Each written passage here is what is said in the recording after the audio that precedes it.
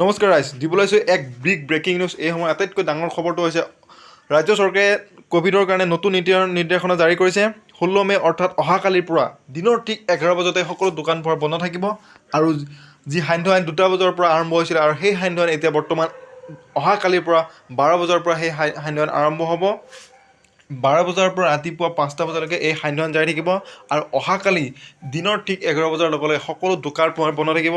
এটা big breaking news হয় ৰাইজ, বিগ ব্ৰেকিং নিউজ। অহাকালি 16 মে' তাৰিখৰ পৰা দিনৰ সকলো দোকান পোহাৰ 11টা বজাৰ পৰা বন্ধ থাকিব। দিনৰ 11টা বজাৰ পৰা সকলো দোকান পোহাৰ বন্ধ থাকিব।